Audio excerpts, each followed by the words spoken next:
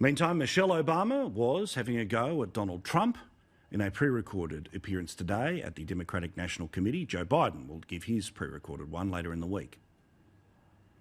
If you think things cannot possibly get worse, trust me, they can and they will if we don't make a change in this election.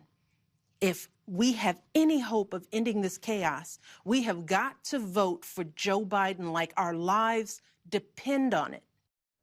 What chaos? You mean the chaos that's happening on the streets right now, which are in heavily Democratic cities?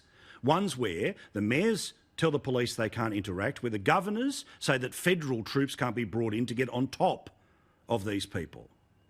I repeat, wait till you hear what Mark Latham has to show you about Black Lives Matter being taught in Australian schools.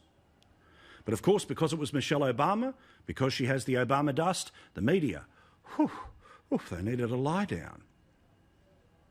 On empathy, but she also wielded a sledgehammer against President Trump in that speech, direct and forceful. Her clear message, it is time to vote. Vote early if you can, underscored. And a passionate and emotional former First Lady of the United States with not only a character endorsement of Joe Biden, but a searing indictment of Donald Trump.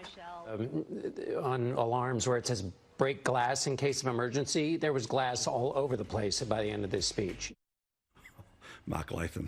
I mean, there's many more days of this crap to come, but geez, they're working themselves into a lather. Well, they are. Their big thing was racial injustice, but it makes you think that if Black Jesus couldn't have solved all those problems in 8 years, Michelle's husband, what hope is there for poor old Dribbling Joe? You know, like, racial injustice, where did it come from? Well, they had 8 years where a bloke was, yes, we can, and we can solve all the problems, and apparently he did diddly squat, and now it's all Trump's fault. So none of that made any sense. Well, remember from the pulpit of the presidency, he was talking about violence that took place during his presidency, and he didn't call it out as an act of trying to replace racial injustice. Instead, Rita Panahi called it out for what it was, violence. Yet they're going to pretend this doesn't exist. Not at all over the next few days, yet they will use the chaos in the streets to pretend that it is a symptom of the Trump presidency. Yeah, that almost sounded like a threat from Michelle Obama.